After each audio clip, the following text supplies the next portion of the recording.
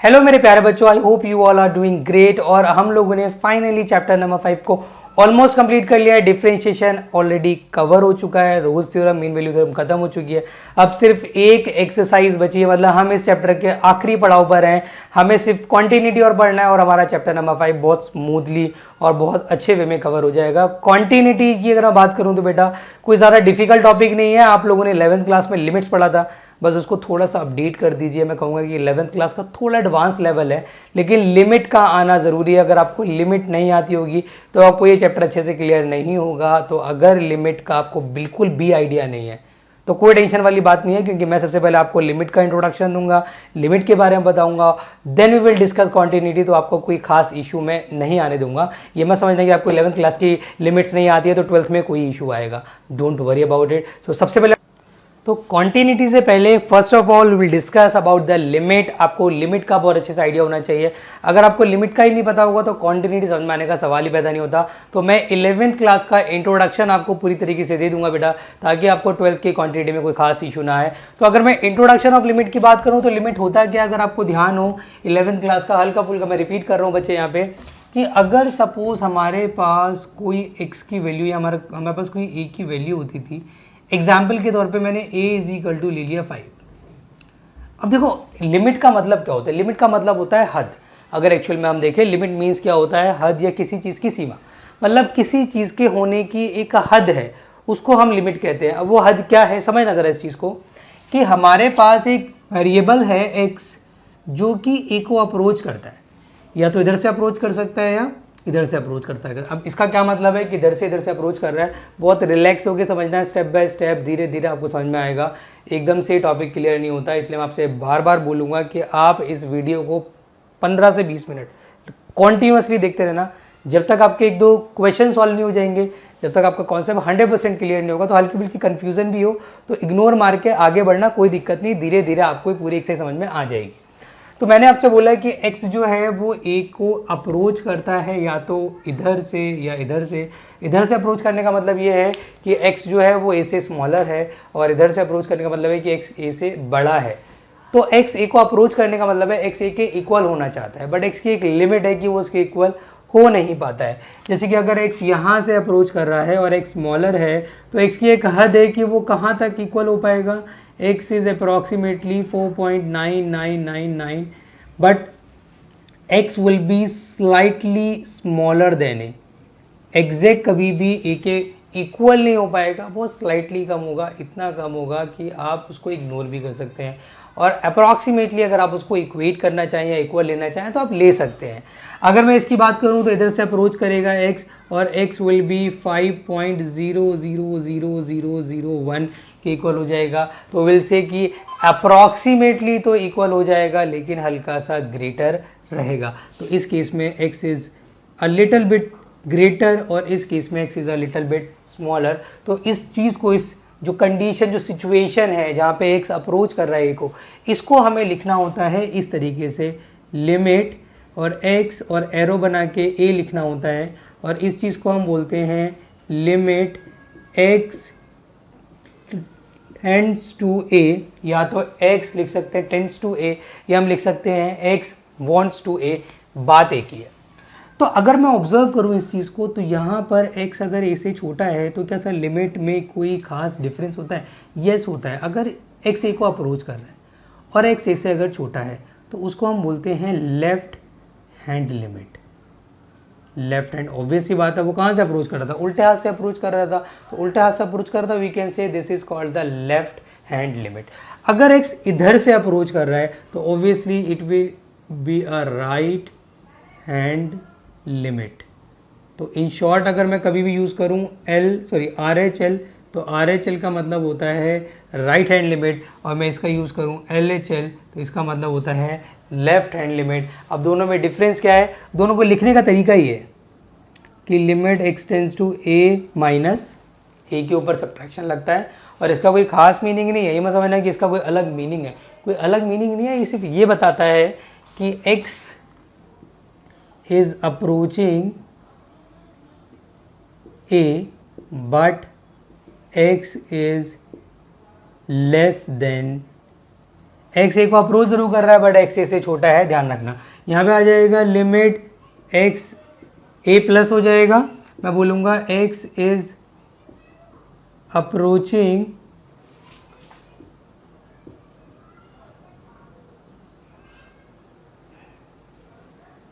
x is approaching a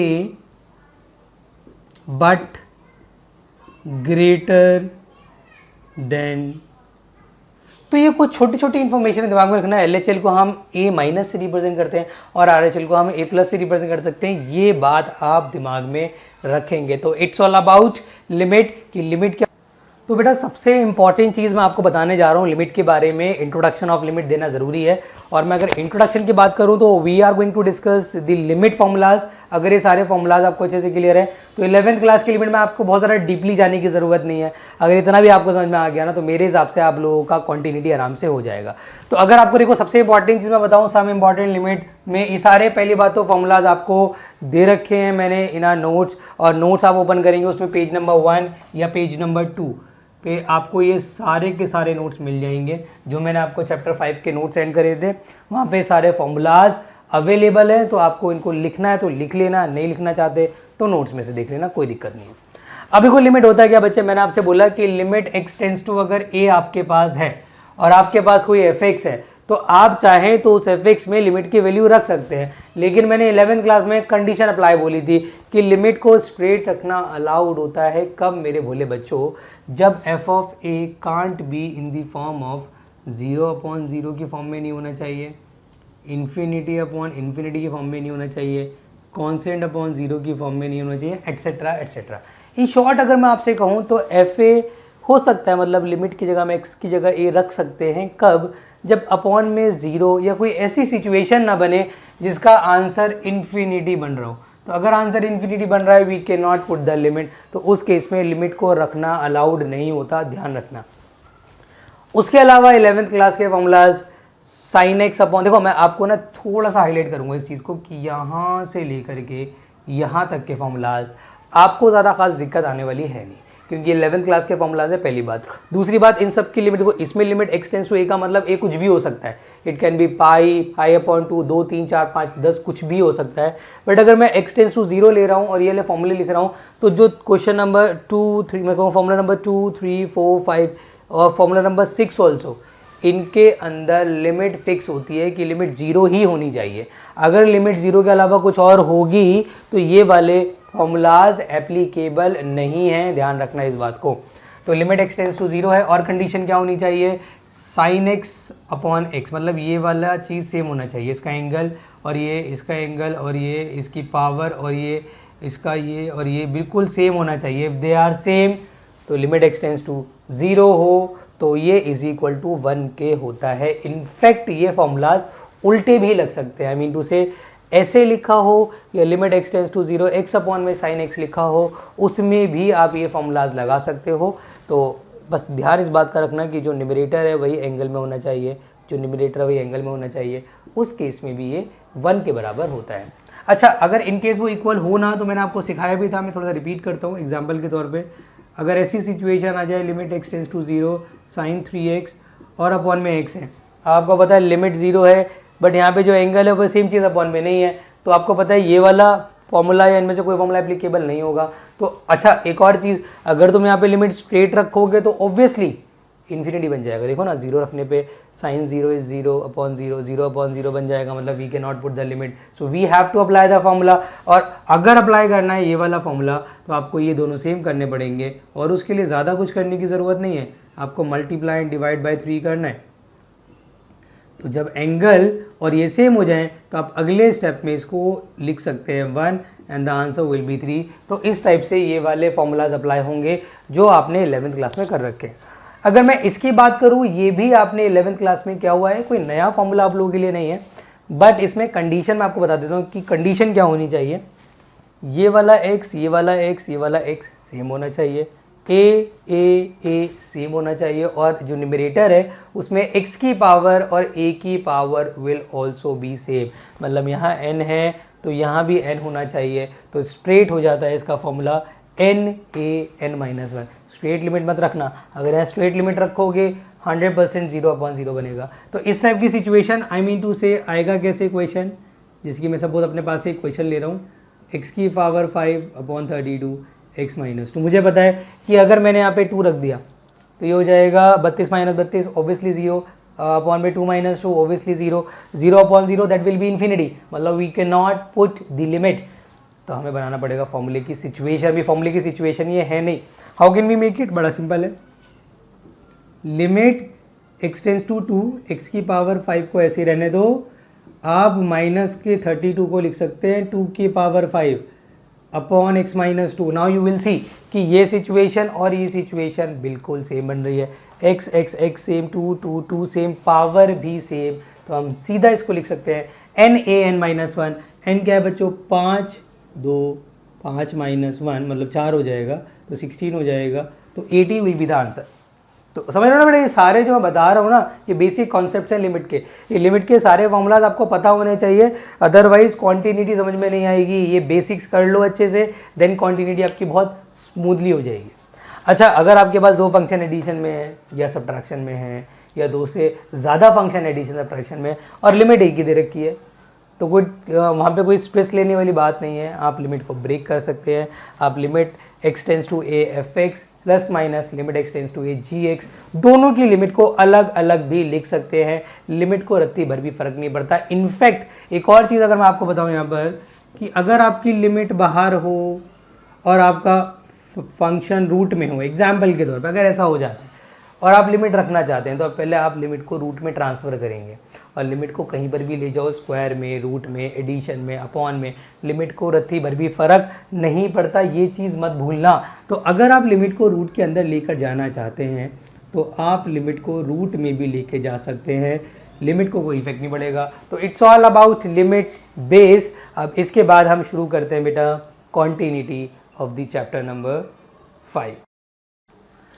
उसके बाद जो अगला टॉपिक स्टार्ट कर रहे हैं, now we are going to take the continuity of the 12th class. और जो कुछ भी मैं इन्फॉर्मेशन आपको लिखवा रहा हूँ इससे रिलेटेड, वो सब कुछ आपके असाइनमेंट पे पेज नंबर 01 मतलब starting page of the notes में सब कुछ लिखा हुआ आपको नजर आ जाएगा। कुछ भी ऐसा नहीं जो वहाँ पे नहीं अवेलेबल है। तो मैंने सबसे पहले लिखा है बेटा कॉन्टिन्यूटी में, a function is said to be continuous. एक फंक्शन कॉन्टिन्यूअस कब होता है, जब उसकी LHL, RHL, FA सब बराबर हो जाए, तीनों बराबर हो। अब वहाँ पे LHS मैंने गलती से लिख दिया नोट्स में, उसको ठीक कर लेना। वो LHL है, RHL और FA अगर तीनों इक्वल होते हैं तो वी विल से कि वो कॉन्टिन्यूअस है, अगर तीनों इक्वल नहीं होते तो विल से कि वो कॉन्टिन्यूअस नहीं है। अब सवाल ये उठता है बच्चों का कि सर LHL, RHL निकालते कैसे हैं, तो उसके भी ना मैंने बच्चों स्टेप लिख दिए हैं। आप नोट्स देखेंगे, नोट्स में आपको मिल जाएगा। LHL और RHL को सॉल्व करने का जो तरीका है वो ये आपके सामने है। मैं साथ के साथ एग्जाम्पल भी आपके सामने ले लूँगा ताकि एग्जाम्पल के थ्रू आपको समझ में आ जाए कि स्टेप है क्या। अब एग्ज़ाम में क्वेश्चन आएगा कैसे, पहले इस चीज़ को समझो। एग्ज़ाम में क्वेश्चन आएगा कि वो आपसे बोलेगा डिस्कस दी कॉन्टिन्यूटी। देखो अब मैं आपको बहुत इंपॉर्टेंट चीज़ बताऊंगा, समझना बच्चों। डिस्कस दी कॉन्टिन्यूटी, या तो वो आपसे बोलेगा डिस्कस दी कॉन्टिन्यूटी, या वो आपसे बोल सकता है कि फंक्शन आपका डिसकॉन्टिन्यूअस है, you have to show that, या वो आपसे कहेगा फंक्शन कॉन्टिन्यूअस है, you have to show that. वो कुछ भी बोल दे आपसे, आपको करने का एल्गोरिदम ध्यान रखना है कि करने का एल्गोरिदम ये है जो कि आपके सामने ऑलरेडी लिखा हुआ है। आपने क्या करना है, LHL में लिमिट x⁵a सब्ट्रैक्शन लिखना है, fx लेना है। fx में कौन सा फंक्शन लेना है, take function which contain smaller than sign. जबकि RHL की बात करूं तो लिमिट x⁵a प्लस लेंगे, fx लेंगे। fx कौन सा लेंगे, take function which contain greater than sign. तो फिलहाल मैं इस स्टेप को यहाँ पे थोड़ा एक्सप्लेन करता हूँ, समझना बच्चों। यहाँ पे सपोज लिखा हुआ है क्वेश्चन में कि डिस्कस दी कॉन्टिन्यूटी, मतलब मुझे चेक करना है कि फंक्शन कॉन्टिन्यूअस है कि डिसकॉन्टिन्यूअस है। करने की अप्रोच समझो, बड़ी सिंपल सी अप्रोच है। सबसे पहले आप हेडिंग डाल दोगे LHL, आप लिखोगे लिमिट x⁵, मैंने क्या बोला बच्चे कि कहाँ पे कॉन्टिन्यूटी डिस्कस हो रही है वो लिखना ज़रूरी है। यू विल सी कि कॉन्टिन्यूटी डिस्कस हो रही है यहाँ पे 2 पर। तो जो a है ना, जो मैं यहाँ पे a ले रहा हूँ बार बार, वो a क्या है, वो a वो फंक्शन या वो वैल्यू है जो यहाँ पे ऑलरेडी गिवन होगी। अगर यहाँ पे 2 गिवन है तो a 2 हो जाएगा, अगर यहाँ पे 8 होता तो a 8 हो जाता। तो वो डिपेंड करता है कि बेटा यहाँ पर जो भी वैल्यू गिवन होगी that is your a। It means आप LHL में लेंगे लिमिट x⁵2 माइनस, और you have to take the function, take function which contain smaller than sign. आपने देखना है कि यहाँ पे देखो स्मॉलर देन मतलब x कहाँ छोटा है। आप देखेंगे यहाँ पर x छोटा है और यहाँ पर x बड़ा है, तो जहाँ पर x छोटा है आपने वो वाला फंक्शन ले लेना है। और वो फंक्शन आपको साफ साफ नज़र आ रहा है कि वो फंक्शन क्या है बेटा, x का क्यूब माइनस का 3। तो ये फंक्शन आपने यहाँ लिख लिया। अब काफ़ी बच्चे गलती करते हैं, वो सीधा ना fx की मतलब x की वैल्यू 2 रख के सॉल्व कर देते हैं, वो तरीका गलत है। मैं आपको बता दूं बच्चे, you have to substitute always, substitution करना ही करना है।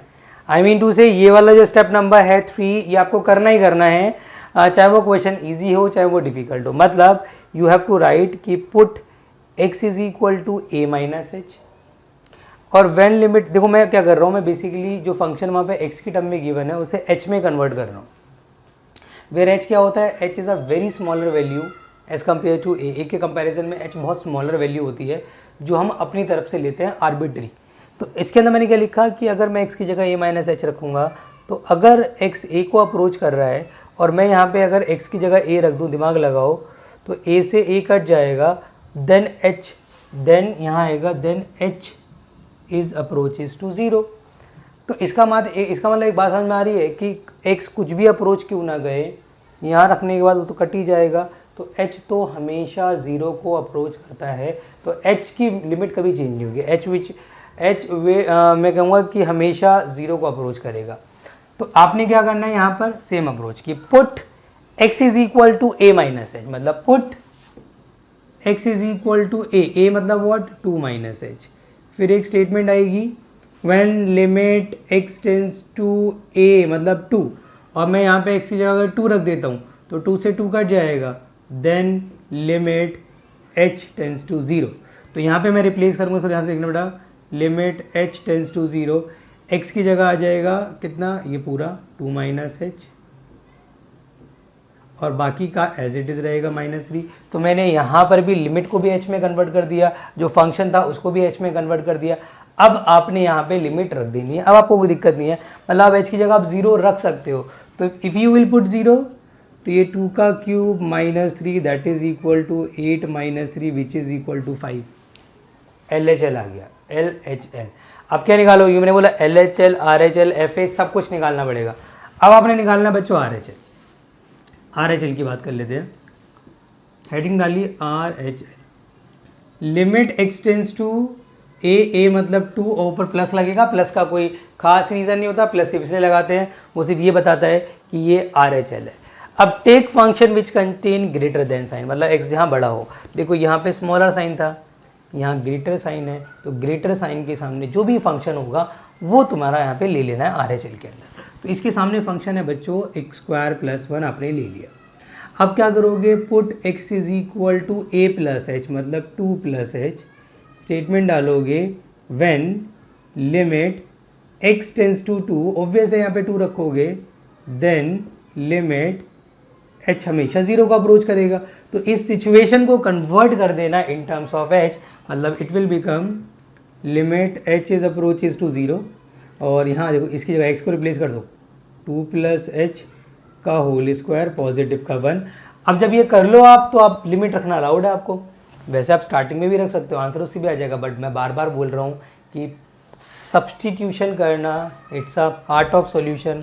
नहीं करोगे तो कुछ टीचर्स नंबर काट लेते हैं, और हर एक क्वेश्चन में कह सकता हूँ विदाउट सब्सटीट्यूशन नहीं होता। ये हो रहा है कोई दिक्कत नहीं, बट अभी तुम देखना अगला क्वेश्चन ही विदाउट सब्सटीट्यूशन नहीं होगा। तो सब्सटीट्यूशन की आप हैबिट ही बना लो, आपके लिए बेस्ट रहेगा। तो आपने h की जगह 0 डाल दिया, तो यहाँ पे 2 का स्क्वायर प्लस 1 हो जाएगा, 2 का स्क्वायर 4 + 1 हो जाएगा, दैट इज इक्वल टू 5। तो LHL RHL इक्वल आ चुके हैं। अब आपको निकालना पड़ेगा f ऑफ a। अच्छा ध्यान रखना, अगर LHL RHL इक्वल नहीं आते तो FA निकालने की ज़रूरत ही नहीं है, तो वो डिसकॉन्टीन्यूअस हो जाता, बट फिलहाल FA निकालना पड़ेगा। अब ये चीज़ न्यू है बेटा कि FA क्या होता है, ये बच्चों के मन में सवाल आता है। जैसे देखो आपने देखा LHL मतलब स्मॉलर देन साइन वाला फंक्शन, RHL मतलब ग्रेटर देन वाला फंक्शन, और FA मतलब इक्वल टू वाला फंक्शन आपको लेना पड़ेगा। मतलब मेरे बच्चों आपने fx लिखना है, और fx में कौन सा फंक्शन लेना है, वो फंक्शन जहाँ पर इक्वल टू साइन है। और कहाँ इक्वल टू साइन है, देखो यहाँ तो है नहीं, इक्वल टू साइन तो ऊपर है, और ऊपर फंक्शन क्या है x का क्यूब -3, तो वो आप ले लेंगे। बट आपको एफ एक्स नहीं चाहिए, आपको एफ ऑफ ए चाहिए। ए क्या होता है, जहाँ पे कॉन्टिन्यूटी डिस्कस हो रही है, कॉन्टिन्यूटी किस पे डिस्कस हो रही है, 2 पे, तो आपने एफ एक्स के अंदर एक्स को रिप्लेस करना पड़ेगा 2 से, तो it will become F of 2 that is 2 का cube minus 3 which is equal to 8 minus 3, तो F of 2 is equal to 5। तो आप देख सकते हैं कि एल एच एल आप लिख देंगे since L H L R H L f of 2 they all are equal. If they all are equal, so function is continuous at x is equal to 2. ये स्पेसिफाई ज़रूर कर देना कि function continuous कहाँ हो रहा है, at x is equal to 2 पर। तो आई विश ये इंट्रोडक्शन का मैं कहूँगा जो मैंने स्टेप लिखवाए थे उससे रिलेटेड क्वेश्चन आपको क्लियर हो गया होगा। अब इस पे बेस कुछ और क्वेश्चन कराऊंगा तो और अच्छे से आपको क्लियर हो जाएगा। देखो मैं इसकी बात करूं क्वेश्चन की, तो इसमें क्वांटिटी डिस्कस करने में बच्चों को इसलिए इशू आता है, दे विल से कि sir smaller than greater then का साइन तो यहाँ है नहीं, तो फिर अगर हमें क्वांटिटी डिस्कस करनी होगी तो हम कैसे करेंगे। मैं आपको एक बहुत इंपॉर्टेंट चीज़ बताऊँगा बच्चों। देखो यहाँ पे स्पेसिफाई है इसने साफ साफ कि एक्स इज इक्वल टू 0 यहाँ पर, मतलब ये इक्वल, और ये डज नॉट इक्वल है। अगर ये डज नॉट इक्वल है तो उसने ये नहीं बताया कि x छोटा है कि x बड़ा है, तो जब उसने स्पेसिफाई नहीं करा तो यू विल नॉट जज कि वो क्या है, तो उस केस में you will take smaller and greater both. इस सिचुएशन को हम स्मॉलर भी एज्यूम करके चलेंगे और इस सिचुएशन को हम ग्रेटर भी एज्यूम करके चलेंगे। आई मीन टू से इसमें भी आपने क्या करना है, first of all you need to find L H L. आप एल एच एल निकालोगे, आप क्या करोगे बच्चे, लिमिट एक्स टेंस टू किस पे डिस्कस करनी है, यहाँ पे 0 की बात चल रही है तो आप 0 पे डिस्कस करेंगे, तो limit X tends to 0 minus, और फंक्शन कौन सा लेंगे, मैंने बोला स्मॉलर के लिए भी यही फंक्शन डिफाइन है, ग्रेटर के लिए भी यही फंक्शन डिफाइन है, तो L H L R H L में we have to take the same function if we have inequality, मतलब हमारे पास अगर डज नॉट इक्वल टू का साइन हो, तो ये आपने ध्यान रखना है। तो फिलहाल यहाँ पे आ जाएगा मॉड एक्स अपॉन एक्स। अब देखो यहाँ पे अगर लिमिट तुम सीधा रखते हैं, तुम सोच रहे कि सर स्टार्टिंग वाले में नहीं कर रहे सब्स्टिट्यूशन तब भी आंसर आ रहा था, लेकिन इसमें नहीं आएगा। देखो x इक्वल टू 0 रखोगे 0/0 बन जाएगा, we can not put the limit. तो इसलिए मैं आपसे कह रहा हूँ बेटा आप ना सब्स्टिट्यूशन की आदत ही बना लो, ताकि क्वेश्चन में आपको ये सोचना ही ना पड़े कि सब्स्टिट्यूशन करना है कि नहीं करना। आपको ऑलरेडी पता होगा कि यार मुझे हर क्वेश्चन में करना ही है, सीधी सी बात है। तो इसमें आ जाएगा put x is equal to, आपको सब्स्टिट्यूशन करना है 0 माइनस h, और स्टेटमेंट आएगी when limit x tends to 0 then, obvious सी बात अगर मैं x की जगह 0 यहाँ रख दूँ तो लिमिट तो फिक्स ही रहेगा कि लिमिट h टेंस टू 0। तो इट मीन्स बच्चों यहाँ आ जाएगा लिमिट h अप्रोचेज टू 0, देखो यहाँ आ जाएगा 0 माइनस h का मॉड अपॉन में 0 माइनस h, बच्चे मॉड से नेगेटिव साइन हट जाएगा, it will become limit h tends to 0, ये हो जाएगा h अपॉन में कितना हो जाएगा माइनस h, इससे ही कट जाएगा।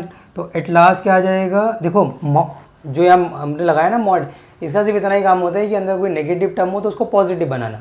तो नेगेटिव सिचुएशन को आपने पॉजिटिव कर लिया, नीचे वाले नेगेटिव को एज इट इज रहने दिया, तो एट लास्ट आपके पास जो बचा वो बचा limit h tends to 0 minus 1। और ध्यान रखना अगर कांस्टेंट टर्म हो और आपके पास लिमिट हो तो एडवाइस फॉर यू कि लिमिट हटा दो और कांस्टेंट को एज इट इज रहने दो। तो ये आपका आ गया LHL, डोंट फॉरगेट दिस, ये आप ध्यान में रखेंगे बेटा। अब बात कर लेते हैं RHL की। तो RHL की अगर मैं बात करूं तो RHL क्या होता है बच्चे, ध्यान समझना कि limit x tends to 0 positive का साइन होगा, और यहाँ पर मैंने बोला सेम फंक्शन विल टेक, तो आपने कौन सा फंक्शन लेना पड़ेगा, mod x upon x, same ही लेना पड़ेगा। तो मॉड x अपॉन एक्स, यहाँ पर भी सब्स्टिट्यूशन वाली लाइन आएगी क्योंकि अदरवाइज अब 0 रख दोगे तो वो गलत माना जाएगा, 0/0 विल बी इन्फिनिटी। तो आप क्या करेंगे, put x is equal to 0 plus h, statement आएगी when limit x tends to 0, तो h टेंस टू भी क्या हो जाएगा, ऑब्वियस सी बात है 0, तो यहाँ लिमिट को चेंज कर दो h में, limit h tends to 0, 0 plus h upon में 0 प्लस h। अब आप कहेंगे सर अंदर ऑलरेडी पॉजिटिव, अगर अंदर ऑलरेडी पॉजिटिव साइन हो तो कोई बात नहीं, आप उसको पॉजिटिव रहने दो, आप सिर्फ ये मॉडुलर साइन हटा दो, तो it will become limit h tends to 0, h by h काट पीट के कितना आ गया, लिमिट h टेंस टू 0 1। आपको पता है कांस्टेंट टर्म के साथ अगर लिमिट लगी होती तो वो हट जाती है, दैट इज इक्वल टू 1। तो यू विल सी कि LHL कितना आ रहा है -1, RHL कितना आ रहा है 1। तो सिंस वी कैन सी हमें दिख रहा है कि LHL is not equal to RHL, तो f ऑफ a निकालने की ज़रूरत ही नहीं है, तो आप स्ट्रेट बोल देंगे this function is not continuous या so it is discontinuous at x is equal to 0, that's it. तो x इक्वल टू 0 पे ये डिसकॉन्टिन्यूस हो जाएगा, इसको आप नोट कर लीजिए। एक क्वेश्चन मैं इस लेक्चर में और एक्सप्लेन करूंगा और इससे रिलेटेड मैं आपको होमवर्क दे दूंगा। अच्छा, एक बात ध्यान रखना, NCERT में ना एक बड़ा दिक्कत है इसके अंदर, इस एक्सरसाइज में NCERT में आपने हर एक क्वेश्चन को सॉल्व नहीं करना। मैं आपको जो बता रहा हूँ रिकमेंड कर रहा हूँ वही करना। और मैं आपको इसकी हिस्ट्री बता दूँ, इस एक्सरसाइज से क्वेश्चन 80% चांस है कि आउट ऑफ NCERT जाएगा, और आउट ऑफ NCERT जाएगा वो मेरे असाइनमेंट में क्वेश्चन अवेलेबल है, मुश्किल क्वेश्चंस अवेलेबल हैं जो कि ऑलरेडी आ चुके हैं। तो इसका क्वेश्चन डिफिकल्ट आएगा, आउट ऑफ NCERT आएगा, but NCERT is the base, वो करना ज़रूरी है। तो NCERT में सारे क्वेश्चंस नहीं करने, जो लिमिटेड मैं आपको बता रहा हूँ, क्वेश्चन नंबर 6 से लेके 16 तक इसको आपने सॉल्व करना है। आई थिंक 16 या 18 तक आपने सॉल्व करना है, और क्वेश्चन नंबर 23 से लेके क्वेश्चन नंबर 30 तक बस इनको आपने करना है। बाकी क्वेश्चन नंबर 1 से लेके क्वेश्चन 5 तक बेकार है, छोड़ दो उन्हें। और इसके बाद भी 31, 32, 33, 34 वो सब खराब क्वेश्चन हैं, उसमें से कुछ एग्जाम में नहीं आता तो आप स्किप भी कर दोगे, कोई टेंशन नहीं है। हाँ, उसके बजाय आप असाइनमेंट के क्वेश्चन कर लेना और ये कर लेना, आपकी कॉन्टिन्यूटी खत्म है। तो इसको नोट कर लो। एक क्वेश्चन और डिस्कस कर रहे हैं, question number 7 of your exercise. अगला क्वेश्चन जो मैंने आप लोगों के लिए लिया है बेटा, which is the question number 7, और इसको लेने का सिर्फ एक बहुत स्ट्रॉन्ग रीज़न ये है कि बच्चों यहाँ पर आप देख सकते हैं इक्वेशन टोटल 3 है। अभी तक मैंने 2 क्वेश्चन जो कराए उसमें इक्वेशन 2 थी, 3 इक्वेशंस हैं, और अगर आप ध्यान से ऑब्जर्व करेंगे तो यहाँ पर कांस्टेंट भी 2 हैं, एक -3 और एक 3। अगर इस टाइप के क्वेश्चंस आते हैं तो कैसे करना होता है मैं आपको बहुत इजी वे में समझाऊंगा, बेटा आराम से देखना, क्योंकि इस टाइप के क्वेश्चन और भी हैं। अगर आप देखोगे क्वेश्चन नंबर 14, 15, 16 वो भी इसी टाइप के क्वेश्चंस हैं। तो अप्रोच को समझो बेटा, अप्रोच क्या है पहले तो ये समझो। देखो कॉन्टिन्यूटी डिस्कस कहाँ करते हैं, कॉन्टिन्यूटी डिस्कस वहाँ करते हैं, उस पॉइंट पे डिस्कस करते हैं कॉन्टिन्यूटी जिसके लिए स्मॉलर देन भी डिफाइन हो, ग्रेटर देन भी डिफाइन हो और इक्वल टू भी डिफाइन हो। अगर या तो ये तीनों साइन होने चाहिए, smaller than, greater than, equal to, ये तीनों साइन होने चाहिए।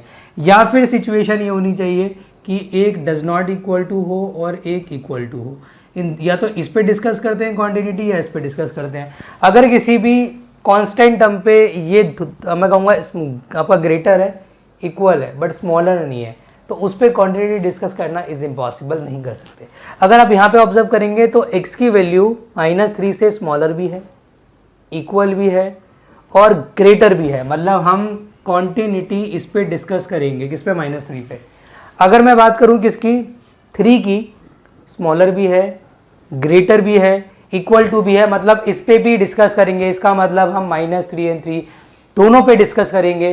तो हमें पहले स्पेसिफाई करना पड़ेगा कि हम बेटा किस पे डिस्कस कर रहे हैं। मैंने सपोज लिख दिया 4x = -3 पे हम डिस्कस कर रहे हैं कॉन्टिन्यूटी।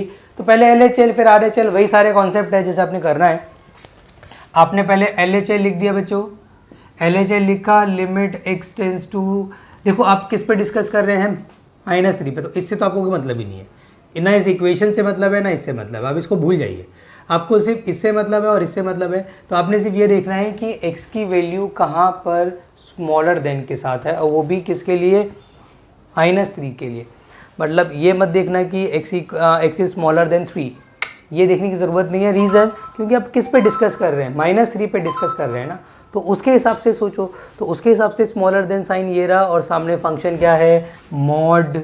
देखो यहाँ पे क्या आएगा, पहले तो किस पे डिस्कस कर रहे हैं, x टेंस टू -3 पे, हल्का सा माइनस लगेगा, फंक्शन कौन सा आएगा, मॉड x + 3।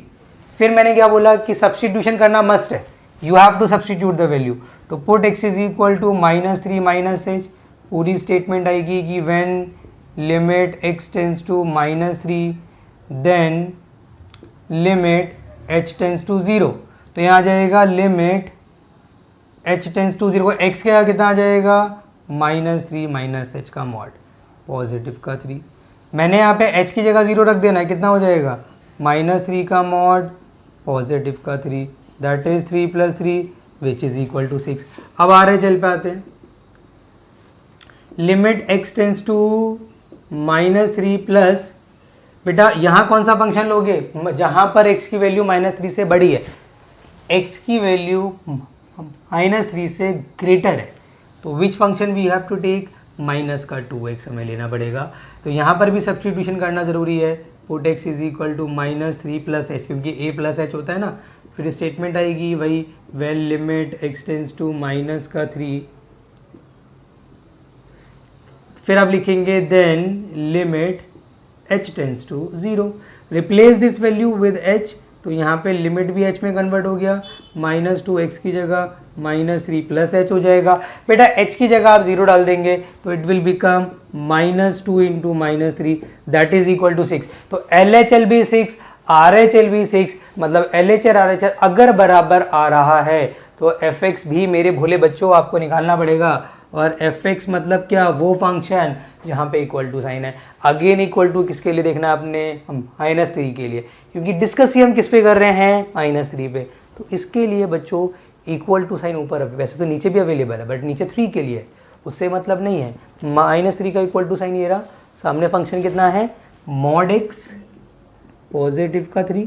तो आपने बेटा f ऑफ a निकालना है। f ऑफ a का मतलब क्या है, you need to put x की जगह -3, तो यहाँ जाएगा -3 का mod +3 that is 3 + 3 which is equal to 6। तो यू विल सी कि LHL RHL FA they all are equal. देखो LHL RHL और f of -3 all are equal, so it is continuous at x is equal to -3। तो पहले इस पे discuss हो गया पूरी तरीके से। अब फिर तुम्हें स्पेसिफाई करना पड़ेगा, अब फिर तुम यहाँ पे हाईलाइट करोगे for x is equal to 3। Question थोड़ा लेंदी है, आपको सर क्वेश्चन इस टाइप के लेंदी क्वेश्चन एग्जाम में आते भी हैं कि नहीं आते, बेटा एग्जाम में लेंदी क्वेश्चन आते हैं तो इग्नोर तो बिल्कुल भी नहीं कर सकते आप, आपको करना पड़ेगा। और ज़रा कुछ नहीं, देखो एक पे आ गया ना क्वांटिटी, दूसरा फिर सेम ही तो है, तो ज़्यादा स्ट्रगल थोड़ी ना है। तो आप आराम से यहाँ पे क्या लिखोगे, अब ये मैं एक साइड बता रहा हूँ, बाकी अपने आप कर लेना। Limit x tends to 3 positive का साइन, इस बार इसको भूल जाना, ऊपर वाली इक्वेशन को, इसको इस पे ध्यान मत देना। x इज, देखो यहाँ पे कौन सा फंक्शन लेते हैं, स्मॉलर देन वाला, तो x की वैल्यू स्मॉलर देन 3 ये रही, सामने फंक्शन कितना है -2x। फिर वही सारे सब्स्टिट्यूशन करना, यहाँ से LHL आएगा आपका कितना -6, मैं शॉर्ट में कर रहा हूँ, आप उसको पूरा एक्सप्लेन करना। फिर RHL, देखो ये LHL हो गया, फिर RHL लोगे, RHL में limit x tends to 3, sorry यहाँ पे सब्ट्रैक्शन होगा क्योंकि LHL है, RHL में पॉजिटिव लोगे, कौन सा फंक्शन लोगे जहाँ पे x 3 से बड़ा है, x 3 से बड़ा फंक्शन है कितना 6x + 2, यहाँ पे सब्स्टिट्यूट करना, एट लास्ट आपका आएगा 20। तो LHL कुछ आ रहा है, RHL कुछ आ रहा है, तो इट्स नॉट कंपलसरी कि अगर दो पे आपको डिस्कस करना हो तो मैं कहूँगा कि दोनों ही कांस्टेंट पे आपका कॉन्टीन्यूअस हो, ये कोई कंपलसरी नहीं है, किसी एक पे कॉन्टीन्यूअस किसी एक पे डिसकॉन्टीन्यूअस आ सकता है। तो फिलहाल यहाँ पे एक सिंपल सी स्टेटमेंट आप डाल देना बच्चों कि LHL is not equal to RHL, so function is discontinuous at x is equal to 3। तो आई विश आपको ये वाला कॉन्सेप्ट भी क्लियर हो गया होगा, जब इक्वेशन 3 हो, वैल्यूज़ बहुत सारी हो, तो कैसे करना है। अच्छा अब मैं इसकी बात कर लेता हूँ। देखो यहाँ पे बच्चा हमारा बहुत कंफ्यूज हो जाता है, वो कहता है कि सर यहाँ पे तो कांस्टेंट बता रहे हैं कि भाई 0 भी है, 1 भी है, 3 भी है, 10 भी है, किस किस पे डिस्कस करें और कितनी बार डिस्कस करें, क्योंकि यहाँ तो अगर हमने हर किसी पे डिस्कस किया तो हमें कितनी बार करना पड़ेगा, 4 टाइम्स, और इतने लेंथी इक्वेशन भी एग्जाम में नहीं आते हैं। तो मैं आपको स्पेसिफाई कर रहा हूँ, मैंने आपसे क्या बोला बेटा, कॉन्टिन्यूटी उस पर डिस्कस किया करो जहाँ पर x छोटा भी हो, बड़ा भी हो, इक्वल भी हो। अगर मैं 0 की बात करूँ, ध्यान से देखना, x 0 से बड़ा है, x 0 के इक्वल है, बट x 0 से स्मॉलर नहीं है, तो इस पे डिस्कस नहीं होगी कॉन्टिन्यूटी। 1 पे डिस्कस होगी, x स्मॉलर है, इक्वल है, ग्रेटर है, यस 1 पे डिस्कस होगी। अगर बात करूँ 3 की, तो किस पे डिस्कस होगी, 3 पे, स्मॉलर है, ग्रेटर है, इक्वल है, यस इस पे भी डिस्कस करनी पड़ेगी। बट अगर मैं बात करूँ 10 की, तो 10 पे स्मॉलर और इक्वल है, ग्रेटर नहीं है, मतलब इस पे भी डिस्कस नहीं होगी। तो भले ही यहाँ पे 4 कांस्टेंट अवेलेबल है, बट 2 तो ऐसे हैं जिन पे कंडीशन ही सेटिस्फाई नहीं हो रही, so we will not discuss continuity on that, but हमें 1 और 3 पर कॉन्टिन्यूटी डिस्कस करनी पड़ेगी। और डिस्कस करने का तरीका आप लोगों के सामने ऑलरेडी लिखा हुआ है। तो मैं आपको एडवाइस करूँगा कि इस वीडियो लेक्चर को देखने के बाद अब आप एलिजिबल हो, एनसीईआरटी का होमवर्क टिक कर लेना बच्चों। एनसीईआरटी में क्वेश्चन नंबर 6 से लेकर क्वेश्चन नंबर 16 तक you have to solve all. आपने 6 से 16 तक सारे कर लेने हैं क्योंकि सारे एक जैसे क्वेश्चन से हो जाएंगे। इनफैक्ट आप इसको करने के बाद question number 23 and question number 25 भी कर लेना। तो ये एनसीईआरटी का होमवर्क इस लेक्चर के बाद आपने कंप्लीट करना है। अगले लेक्चर में मैं इसका अगला कॉन्सेप्ट कराऊंगा और कुछ असाइनमेंट के इम्पॉर्टेंट क्वेश्चंस लूँगा। तो ऑल द बेस्ट बच्चों, मिलते हैं अगले लेक्चर में।